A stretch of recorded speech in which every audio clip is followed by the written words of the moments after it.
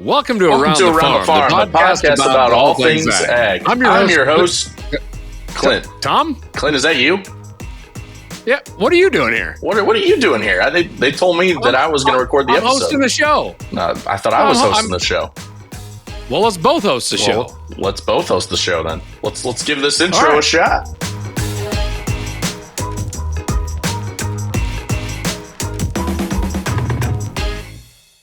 All right, let's do this.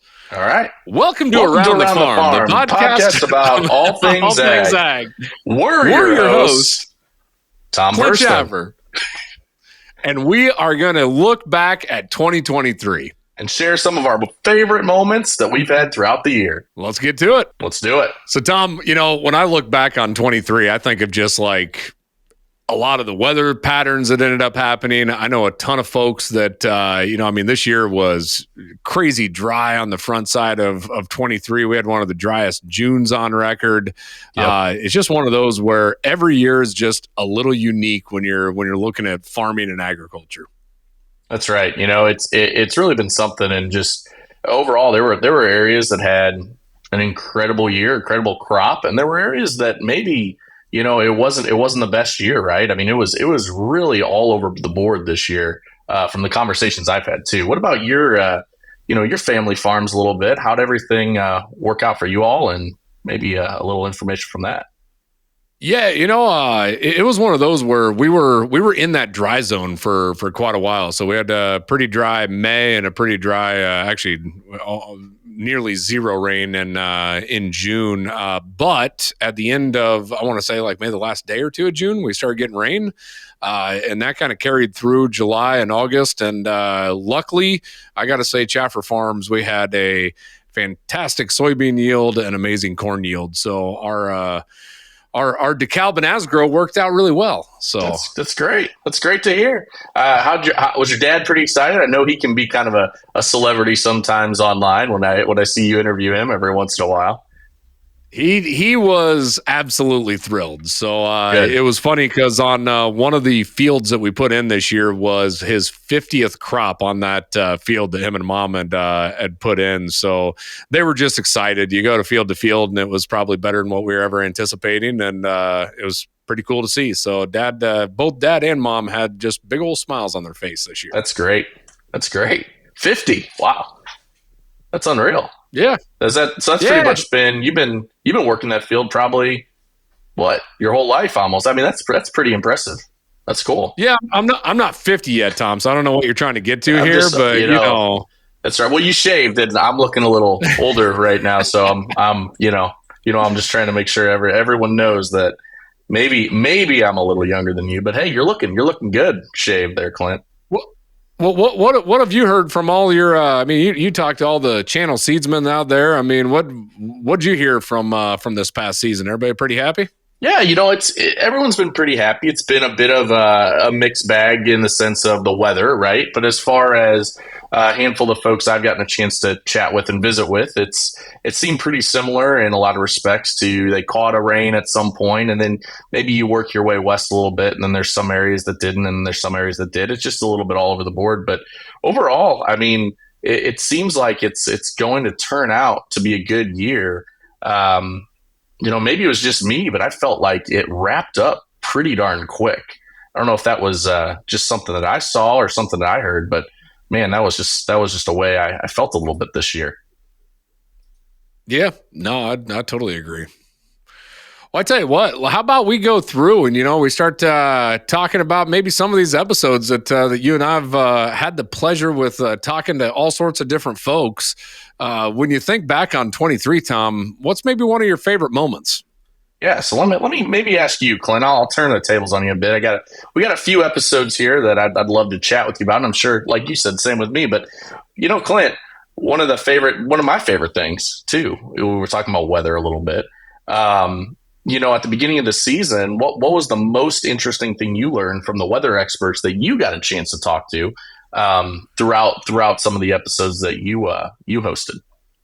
I had a great conversation with Zach Hansen, and just talking about the weather patterns and whether we're rolling into an El Nino or La Nina, and learning about what that means for farmers, right? And a lot of times we're having these weather conversations, probably in the winter months, right? And but it's absolutely awesome when they can kind of look out and kind of start planning.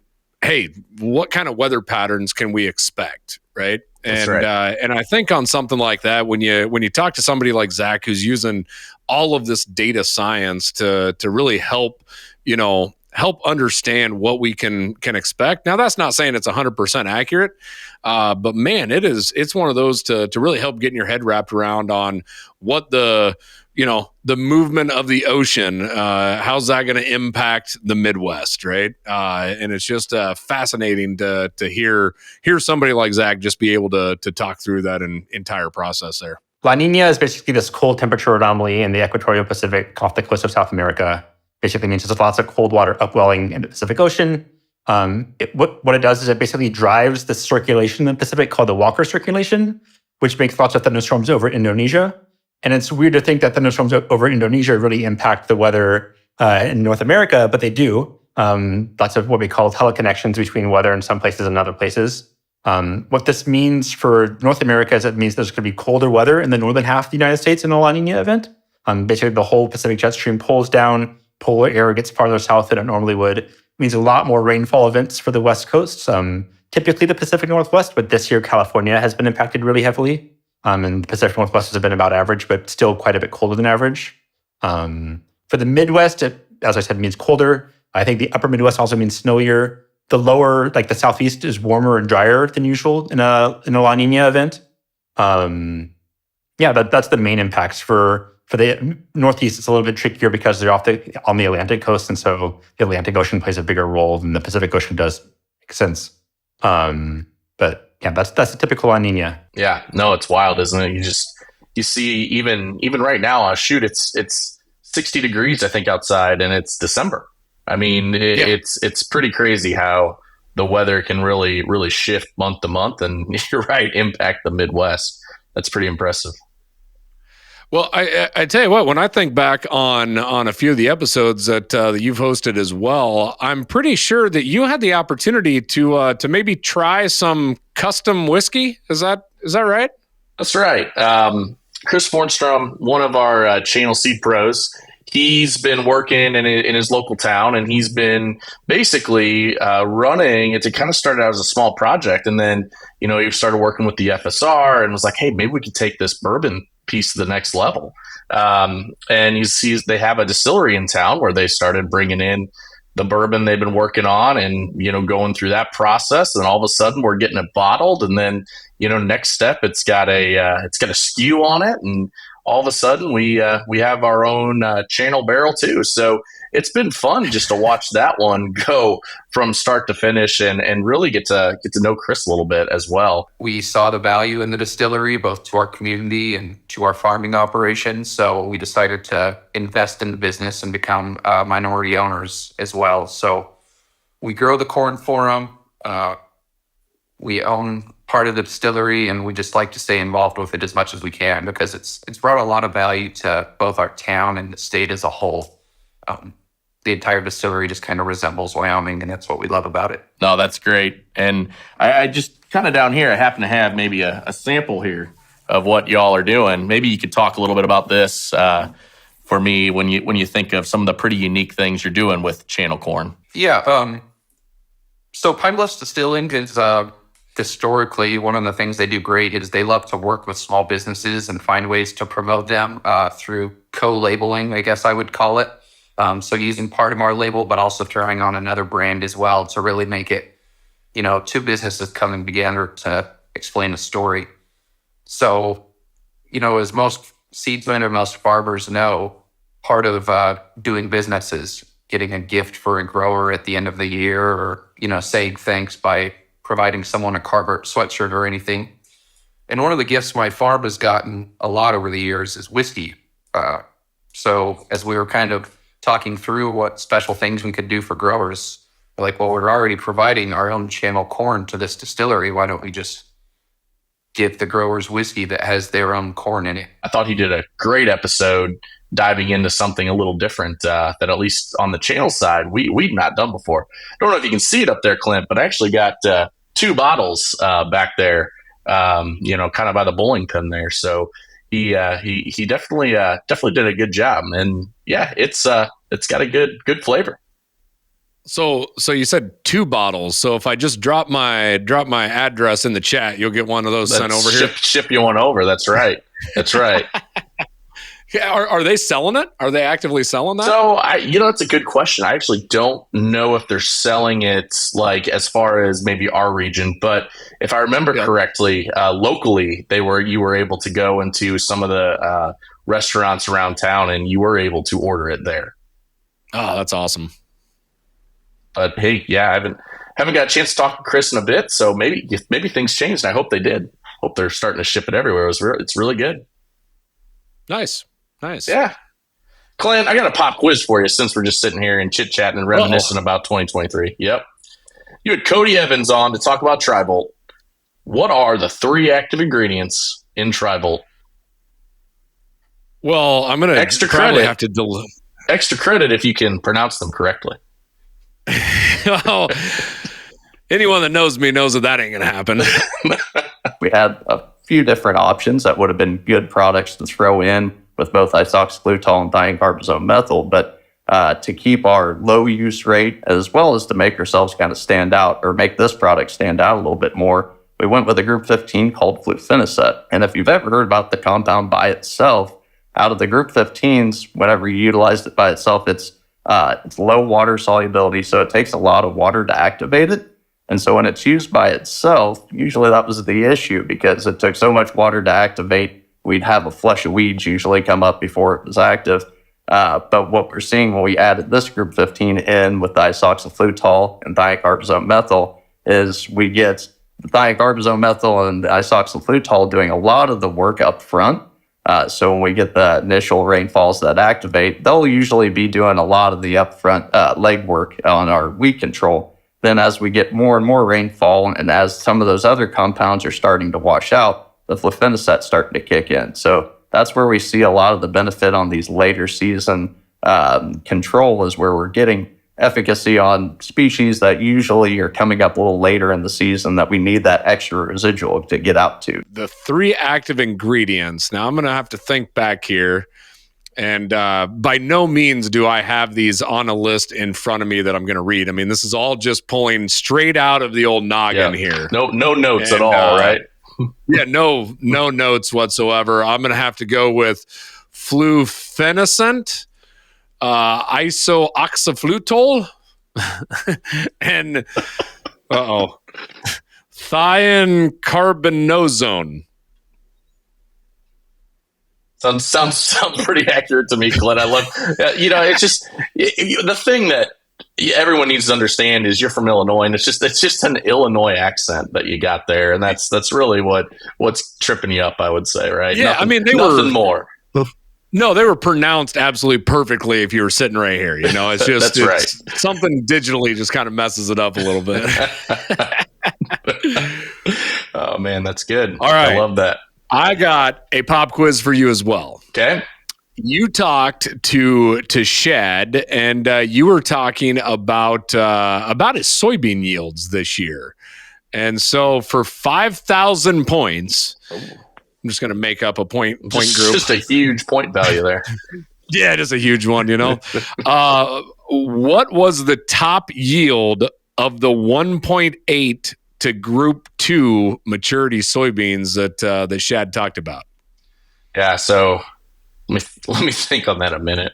But I do actually. I had a lot of fun with Shad, and I actually got to hang out with Shad in person before we made the episode, and that's when we started talking about beans and corn and how everything was going, and just really his excitement for what we're doing with channel and regional brands, bringing them together to form our new channel brand. So I had a great chance to connect with him. And if you didn't get a chance to watch that episode, that's a good one, Clint. And he's such a good person. He's also Clint, maybe we get an opportunity with him. He's a professional fisherman, or angler is probably the correct term. Shad, you can correct me later. But he'd be a fun one, Clint, we go out fishing with. But back to your question. I not that I went back and watched the video again to realize what it was. But I'm gonna say 92 bushel per acre is what we said in that video.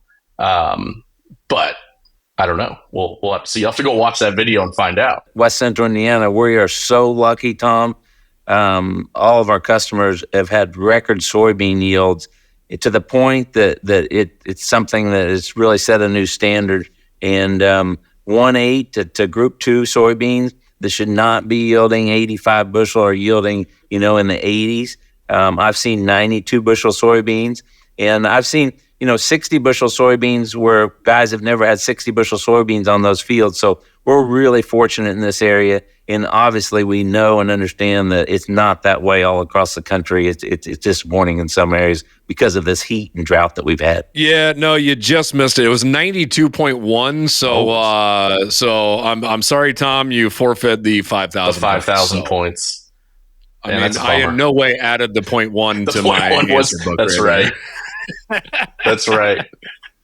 No, I mean, I'll take 92.1 as a win, even though I didn't get my 5,000 points. I'd say that's a good day.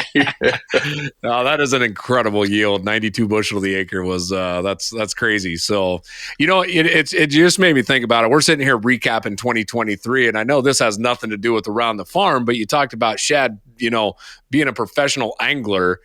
Did you ever read that story of the fishermen that were stuffing the fish with fish fillets and weights to cheat in the tournaments? I've never heard that. That's unreal. You should ask Shad about that next time you talk about it, because literally these guys were going into these tournaments, $100,000, tournaments, right? Like that's how much you'd win if you end up getting them. They would get the fish and they shoved other chunks of fish, like fish fillet, and lead weights into them to win. I mean, they ended up in like prison time, man. That's it was wild. There's some crazy videos out there on YouTube when they literally cut them open and seen that they had been cheating. So because the same group had won other tournaments last year as well. It's unbelievable. Wild. Just wonder why they're stopping to get a fish sandwich every morning. They're getting like 10 fish sandwiches to put in there. That's no one thought about that. Fish fillets from McDonald's just hanging out. Like, oh man, why is this guy ordering 20 filet of fishes? Oh man, yeah, that was just wild. Like one of those like 2023 things that are like burned into my head at this point in time. So let's see, Clint. What about plant doctor Andrew Penny? A penny for your thoughts. My question is maybe how do we both get on this podcast together? That could be, maybe that's an opportunity. Well, let me give you my 2 cents. Zing. You must have kids, Clint. The best dad joke I can throw out there, right there. That's right. No, Dr. Andrew Penny, that was a great conversation. It's fascinating what just on their podcast. So it's him and Sean Bloomgren from Iowa that do a penny for your thoughts. For any of you listen out there, if you have not started to listen to their podcast, go do that. Some of the best agronomic information that's out there. They do such a fantastic job. You talk about how do we get on the podcast, Tom. I'm just scared I can't bring enough expertise to be on the podcast. That's fair. They got some heavy hitters on there that are really digging deep into the agronomic side. No, that's great, and that's something that just is so refreshing to see and hear and listen to. It's really neat to find those specific channels, more or less, where you can really learn something every time you listen to an episode. Oh, absolutely. I mean, we live in a world right now that, if you think about, it used to be talk radio, right? You'd dial up your radio to some AM station that you could listen to talk radio on, right? To XM radio to where you could, find a show on there. And now I tell you what, it's what we're doing here, podcasting, you right? bet. It's such a cool outlet for folks to just get a ton of information. And again, Sean and Andrew just do such an amazing job at that on that podcast. It's just such a great listen there. So, again, when we started this, didn't think it would kind of blow up the way it did. And, one of the funny things, we just gave a presentation at the Midwest Marketing Conference on the do's and don'ts of starting a new podcast. And Sean brought, right now we have some really nice equipment to record and headsets and all that. But one of the PowerPoint slides, we talked about evolving. In our very first episode, I don't even know what the thing would be called, but it was just this little round thing that was a speaker and a microphone all in one. And that was the very first episode we recorded on, and listening to it is just almost embarrassing hearing the sound quality. And so we've had two different production consoles since then. Now we have a really nice one, but it's funny to see where we've where we came from, and just thinking about the whole the whole process of evolving and getting better at what we do, even though we're not professionals by any means. A lot of what they do, they break things into two different parts, right? So they also make it to where it's fairly easy to consume, as well as you're, driving to go get groceries or going to see one of the channel seed pros there. So That's right. No, it's when you break things into chunks like that, it really does help.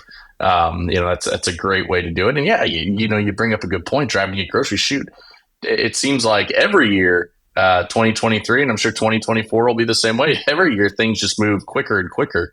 And time is just that much more of the essence. So that's great.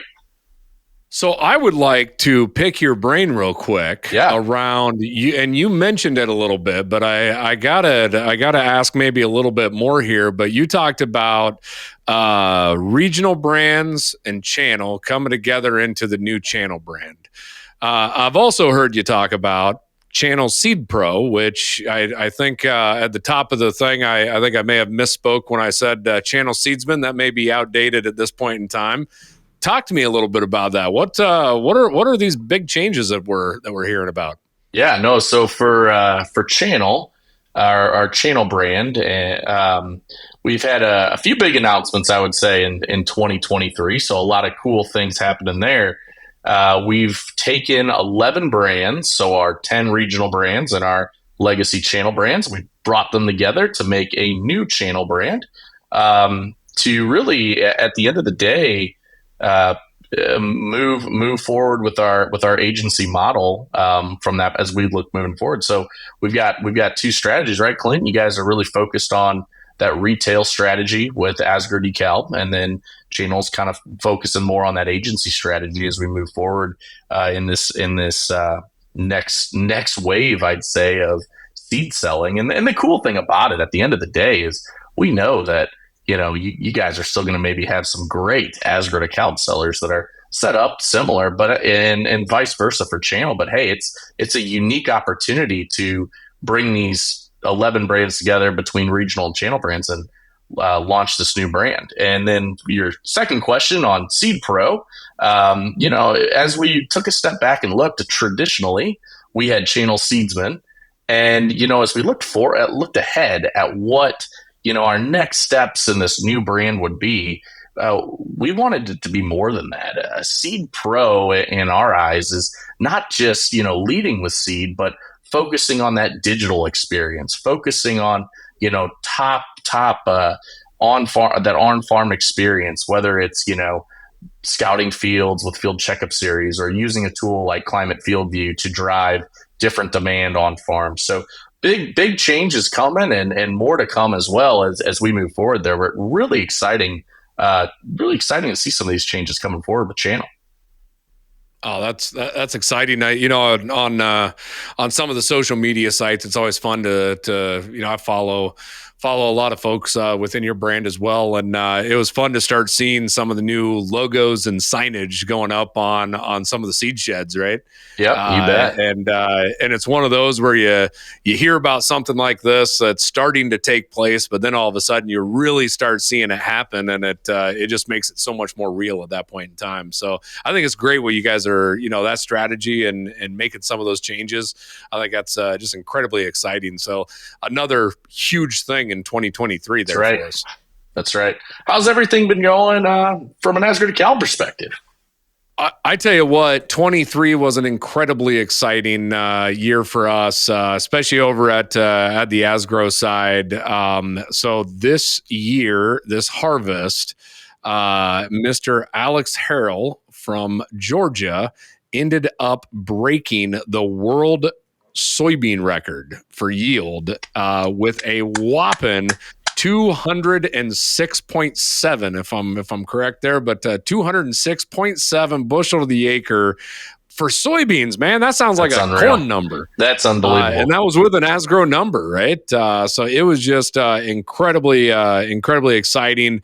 He came up and joined us at Farm Progress Show, and we got to talk to a lot of folks there. And it was just incredibly exciting just to see that kind of a farmer like Alex, who is high management, who is just, he's interested in every little micronutrient that's out there, right? And how that plant is uptaking it, and how he can find that next bushel, right? And and he did one heck of a job and just knocked it out of the park. I'm going to assume that's going to be a record that's going to hold up there for quite some time. So no, that's incredible, and congrats to him as well. I mean, that is an incredible achievement. You mentioned a few things there too. I mean, a lot of technology has just changed, and then you know this space a little bit better than I do, just from your past, and even before your time with Climate in your previous roles. What was that big? Maybe there wasn't any, but let's find out, Clint. What was that big game changer in 2023? What surprised you, if anything? Putting you on the spot a little bit here from a technology perspective. I'm probably not the expert here, but we did have Denise out there talking to us about Preceon Smart Corn, and to me, one of the big technology changes within the ag industry is going to be that short stature corn within the Smart Corn system. It's just one of those that's a game changer, right? You talk about just being able to take a ground rig sprayer over the top, or have it protected from large wind events or things of that nature. That was one of my favorite episodes there, being able to talk to Dr. Denise, and that was incredible when she took us through, I said, really that whole Preceon Smart Corn system. It really brings two things to farmers: risk mitigation and increased opportunities. And you get that risk mitigation from the protection aspect of this crop, right? Being able to have that resilience, crop resistance to wind, but also through the access piece. And so you have the pay, right? We like to say that the Smart Corn system pays. You get protection, access, yield potential. All of those things taken together reduce a farmer's risk and increase their opportunities to protect, preserve, and drive higher yields on that farm. And that drives profitability. So that's what excites me about Preceon Smart Corn system. That is really a good one to call out. And it's exciting. It's exciting to see that move forward. And I know she is extremely passionate and very, very excited to see Preceon go to the next level. So really excited for that. Whenever I talk about Preceon, I have such a hard time not doing the woohoo. Yeah, she's always jacked up about it, right? Ready? Very excited. Always, every meeting. So gotta love that. Absolutely. Now, how about yourself? When we started thinking, Tom, as we look into 2024, have you started thinking about your list of guests that you're going to start talking to out in 24? That's a good question. I need to probably put a little more thought into it, but I think, as we like we were talking earlier with some of this new stuff going on with channel and how we could use FieldView as a part of that with a digital component. I think we're going to have an opportunity to really double down on that digital experience. So maybe, for me, I'm thinking it'd be great to get with someone that's using some of the latest and greatest precision technology and start talking about how they're, making a difference on their farm. Because even today in a conversation I was having, when you're running a combine at 3 mile an hour versus 5 mile an hour, there's a big difference in, the amount of work you can get done. So just some of the cool pieces that even FieldView is bringing and going to roll out. Don't want to steal too much of their thunder, but really excited to see a couple launches ahead that I know they've got. But I think another piece too is we've had like we talked earlier, we've had the regional brands and the channel brands coming together. This time next year in 2024, we'll have launched officially the new channel brand. It'll be great to hear from a few folks about their experiences so far on how that's been going. I know we've heard from Shad as one example, but we'll officially be live and ready to go in September of 2024. So a lot of neat things moving forward. What about you, Clint? Anyone specific or topics come to mind that you're excited to talk about? I think it's one of those when I look at, of course, it's I wake up and eat, sleep, and breathe soybeans nowadays, right? So one of the things that I'd love to just look into, talking to somebody like an Alex Harrell, of really digging into how soybeans are really being managed differently, right? And that comes even down into how they're being tracked with Climate FieldView as well, to where you can go out there and start keeping track of each one of those passes. But man, you start looking at just planting dates going earlier. You look at planting rates probably decreasing. All of the micromanagement that is being being put on soybeans now. There's a lot of folks out there that are treating their soybeans like what we would traditionally think of corn, right?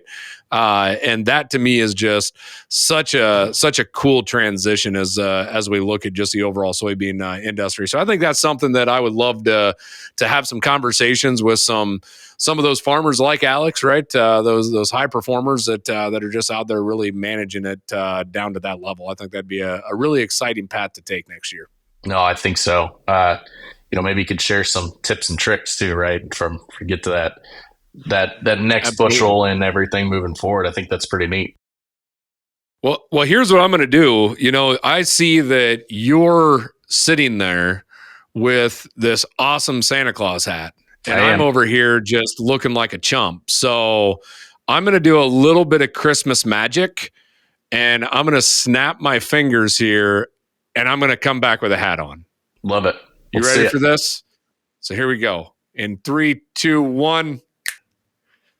Okay, I got to work on that a little bit there, Tom. It was impressive that it worked, but I mean, maybe get the ball in the back next time instead of in front of your face. Yeah, but you look good. Yeah, it's just a little bit of Christmas magic, That's right. happening. It's like I was telling my wife when she's like, "Why do you have a Christmas hat on?" I'm like, "Well, I'm going to go meet with Clint, and around the farm." And well, actually, I didn't know I was going to meet with you. It was a Christmas miracle that we met together. But no, I just was like, it's a festive professional day. There you go. I like that. Well, I tell you what, Tom, at the end of every episode, we always do a this or that, right? That's right. Yes. And I think we could probably kick this into a montage of somebody's going to play Eye of the Tiger or something. Well, we probably can't get that because of copyright, but play something really cool here.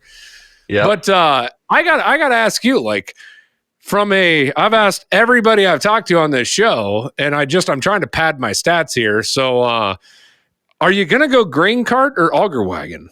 I can go grain cart. I'll have to cut that out now. Auger wagon. How about how about Apple or Android? Oh, yeah, Clint, come on now, Apple. All right. Yeah, we can be friends, right? Well, I would say let's go ahead and let's run this, and let's hear from all of our guests throughout the year on our this or that section. Auger wagon or grain cart? Grain cart. Grain cart's what I'd vote. Grain cart. Grain cart for sure. It's a grain cart. Where are you sitting on the auger wagon versus grain cart conversation? I say green cart. So, grain cart. I'm gonna have to go with grain cart. That's how I was raised. So Man. Grain cart. You go grain cart. That's, of course, the auger wagon. I don't think there's any other option, really. Woo! All right. I guess like the auger wagon a little bit more maneuverable. Yeah, that's what we're talking. Drop the confetti, hit the bells, auger wagon for the win. There we go. Oh, are you still here, Tom?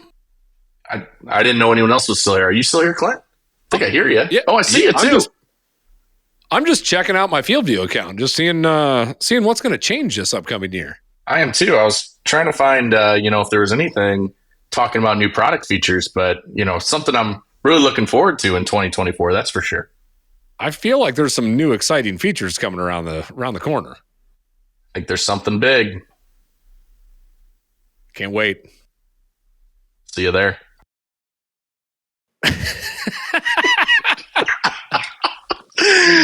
Oh, man. Hey, a big shout out to our listeners for hanging around with us at Around the Farm for another year. If you enjoyed this podcast, please like and share this episode with a friend. And as always, Around the Farm is brought to you by Climate FieldView. Don't miss any of our other episodes. You can follow us wherever you get your podcasts. And as always, we'll see you around the farm.